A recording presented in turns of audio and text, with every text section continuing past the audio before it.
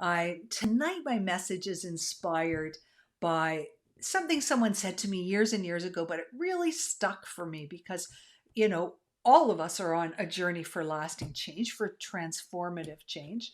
And that's a work in progress. And I remember this woman saying to me, "Oh, I tried that once and it didn't work for me." And I just thought, you know what? That's what our modern quick fix world does for us. It teaches us, it trains us to expect instant results, instant gratification. That's the world we live in, and that's just not the way reality works. And so guess what happens? This becomes a block for us because when we don't get instant results from something that we try once or twice, then we bail, right? So here's three things I want you to think about tonight, okay? When it comes to removing this block of I tried that once and it didn't work for me. First of all, I want you to think about how incredible the human body is, how very, very intricate everything is, and how interconnected everything is. It's kind of like a spider web. You know, a spider web, you pull on any corner of that web and the whole thing shifts a little bit.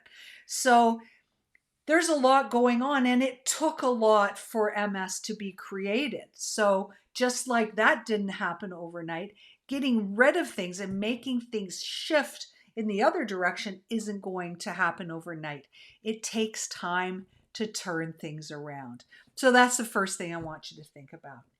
And then I want you to embrace the power of persistence. And this was one of my first messages that really lingered with me from a neuro physio that I worked with for years. And it was all about patience, perseverance, and persistence because it requires that dedication, right? That repeated behavior to create change. And that persistence and that working for it basically also builds patience and resilience. And those are really key things when we talk about transformation. I want you to think about a gardener.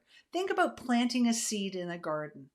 You know, and this, you know, you plant that seed, you don't water it once and expect it to grow into this huge, wonderful bush of something, right? It takes that patience, it takes the persistence, it takes watering it every day, it takes adding nutrients, pulling weeds out. So it takes nourishing and creating that environment and that space for things to change and things to grow. So that's the second thing.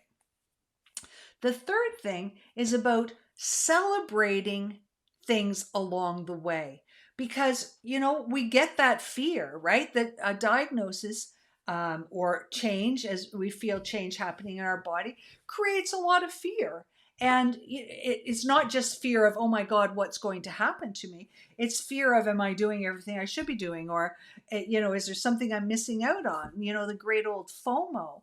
But in celebrating the steps that you are taking and giving yourself some credit and showing yourself some self-compassion and understanding that even if things aren't going the way you want them, you can always shift and change them with your very next move.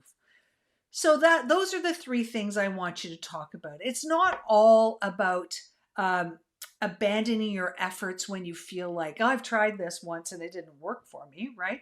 Lasting change requires ongoing work. It's really a work for the rest of your life. Sorry, but that's just the reality of it. So think about the complexity of the human body and the fact that no two bodies are the same.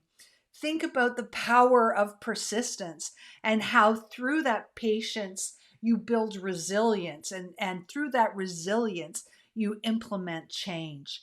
And last but not least, remember to celebrate and you know, put a lot of good, positive, loving energy into the shifts and changes that you are making along the way.